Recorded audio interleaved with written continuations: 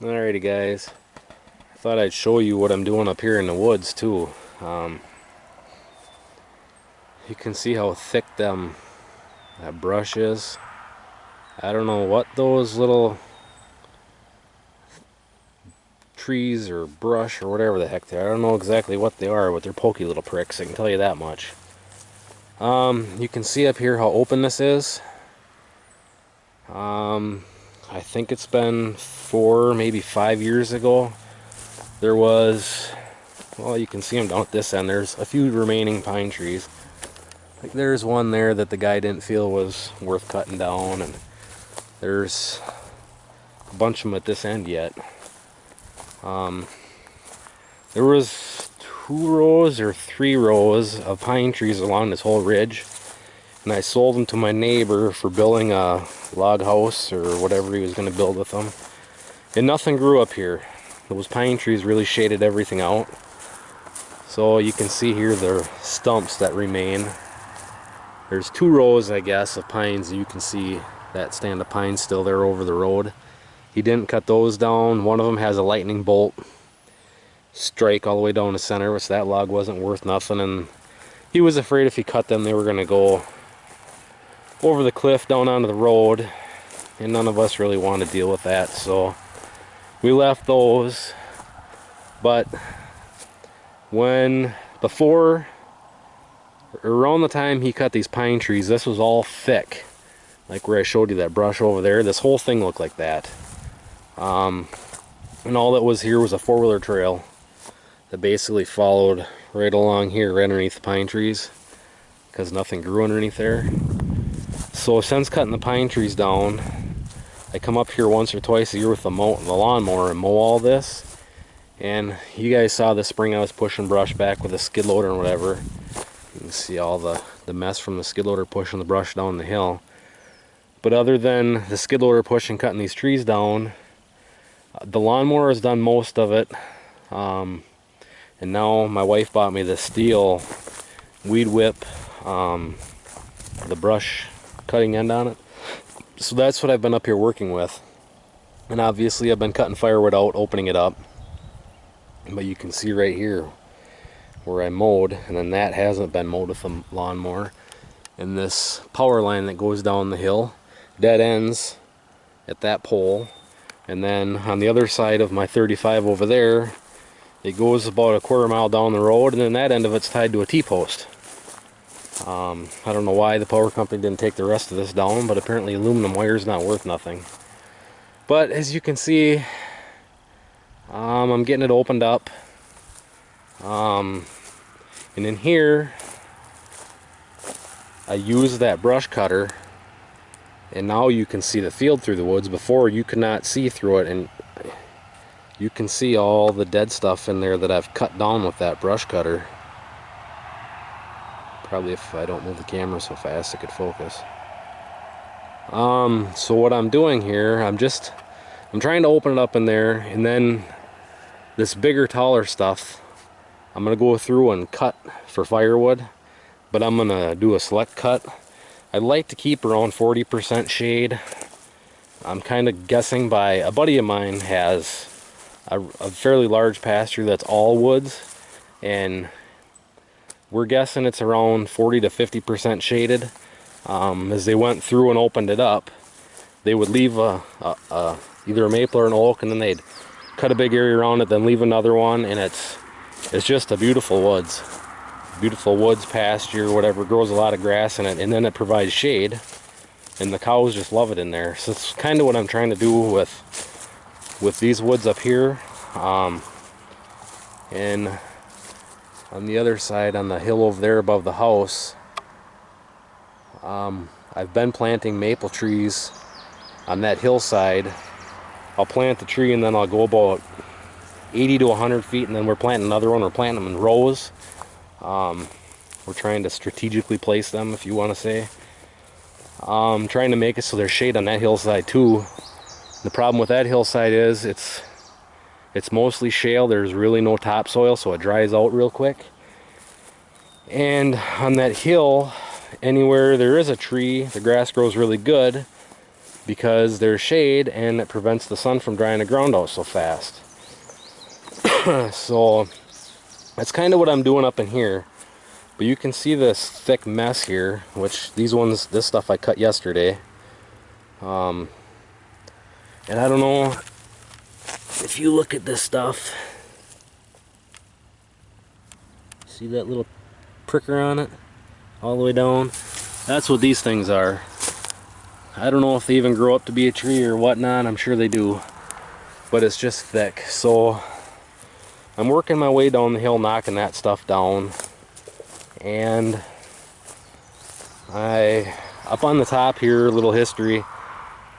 When we first cut the pine trees down, I came up here and I just hand seeded clover orchard grass, and then everything that's growing, there's other grasses that are coming up on their own. As I'm working my way down the hill here, opening it up, I'm probably going to do the same thing, but I'm going to try and get a different mix that has more grasses and whatnot in it. But you know, like here's a nice oak tree, here's a nice maple tree. These are nice maple trees. I'm going to try and leave the bigger, nicer trees, and then I am leaving the smaller maple and oaks that are coming up. Like here's a nice little oak tree right here. I'm trying to leave them, and then eventually I'll cut the more mature ones and then leave the smaller ones to grow. And like this one here is a cherry tree. I'm trying to get rid of all the cherry trees, get rid of all the box elder, all the elm, all the poplar and that kind of stuff, the softwoods. And the cherry trees are kind of top priority because the poison, they're poisonous to cattle. I believe it's when the leaves are green they're not, but if it were to drop a branch and as soon as the leaves start to shrivel, they become poisonous to cattle. So I'm trying to get them out of here.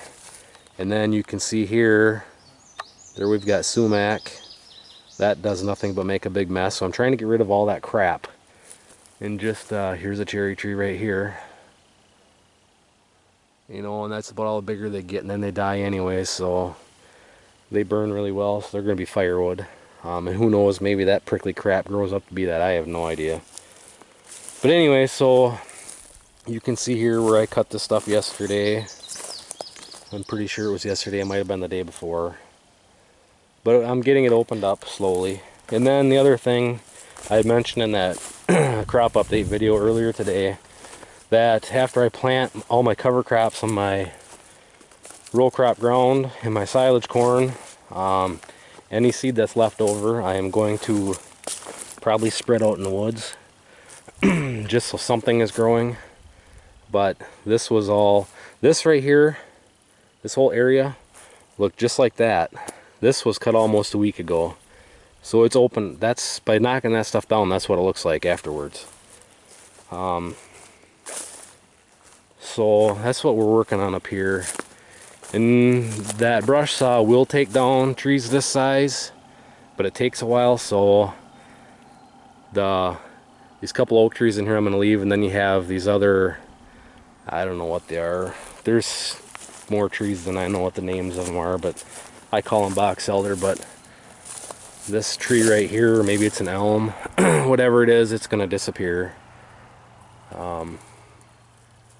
And I think this other one here it's a type of oak, but I don't know if it's a bur oak or if it's I don't know, it's one of the less desirable oak trees, so it's gonna disappear. But there's two nice maple trees there. I'm gonna try and leave, like I say, the good oaks and the maple trees. I tap maple trees for maple syrup, and the oak trees, you know, they produce acorns and stuff, and they feed the squirrel and the deer, which the deer prefer my corn over anything else anyway, so it's kind of stupid that I like to leave oak trees for the deer, but I do. I do like the wildlife to an extent. I just hate when the deer are out in my corn all the time, but it is what it is with that. So this is what I'm working on. I just wanted to show some of this. And maybe if I can find a spot here, I can show you guys now. Like, this is what it looks like behind this cherry tree. If I remember after I'm done cutting here, I'll try and make another short little clip of showing what that's going to look like after I'm done. So yeah, and this, you can see my messy gator. I've got all kinds of crap in here. We had all these plastic jugs over top of trees we planted along the road for wind blocks or shelter belts or whatever you guys want to call them. Well, they're getting almost 2 foot tall now, so we pulled them off, and I've got clover seed in the back that spilt the other day. But this is what this brush saw is. I mean, it's like a circular saw blade on cocaine. And then it's just FS90. It's like the mid-grade one. But I tell you what, that thing is a hog when it comes down to taking brush down. So anyhow, that's what I'm working on. Just wanted to show you guys a little bit of this woods. And I know Jay had asked about my pasture. I would say about a third of my pasture is in woods, and it's basically these woods here that are the wooded part. Obviously the clear cut back there was clear cut. That is gonna get, once I get done working here, I'm gonna work on that hill. I'm gonna try and keep ahead of the undesirables, keeping them down. The box elders are about 10 feet tall already. Need to cut those back, but I'm gonna try and keep ahead of that one as it grows, and try and leave any maple or oak trees growing where I want them, and then keep the rest knocked down and try and get grass growing on there too. So otherwise, I would say about a third of my pasture is woods. So, and as you can see, these woods here really don't grow nothing. The cows have been going through there. The cows have actually surprisingly done really good at knocking a lot of the brush down, but they have no desire to go into that. I mean, I wouldn't either if I were them. So I need to knock that stuff down so something else can grow. And I don't know, a guy might be better off coming up here with like a pasture spray and spraying, but the problem is I do have clover growing, and a lot of the sprays that I've looked at, for, like Pasture Pro or anything, says that it'll kill clover. Well, I'd rather not kill clover, so I guess mowing and clipping or whatever, the undesirables are the way to go, I guess. So anyways, that's just a little update and to kind of show what it looks like up in here, and I'll try and get more footage as we make progress in here. So we'll catch you guys on the next one. Alrighty guys, about 10-15 minutes later. I don't know if you can see the difference now or not. It should be that clip right to this one. I can see the difference, but I also did the work. But you can see here all this gnarly crap laying on the ground now. I like to work my way around the outside and then wait a couple days until all the leaves on this stuff dry up. Then it's easier to see where you need to go next or if anything you've missed. But you can see here, I cut these all higher, and that right there is all of 1.5 inch diameter, and it's just buzzed right through. You can see right there, I took off a 3-inch cherry tree. With it, you got to work at them a little bit, but she buzzes right through them. You can see down in the woods more now. So I'm going to keep working on it till you can see all the way down to the field. But that's what I'm doing here. Just opening her up.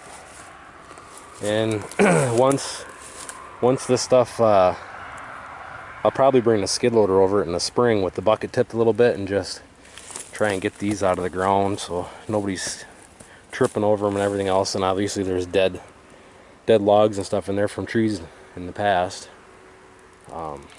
Working on getting that stuff all cleaned up. A chipper would be nice for the 3-points of the tractor, but man, those things are expensive. I keep watching them on auctions, and I swear to God, on these online auctions you can buy stuff cheaper new than what some of the stuff brings on auction. But otherwise, that's what I'm doing now. Passing the time, sweating in the heat. So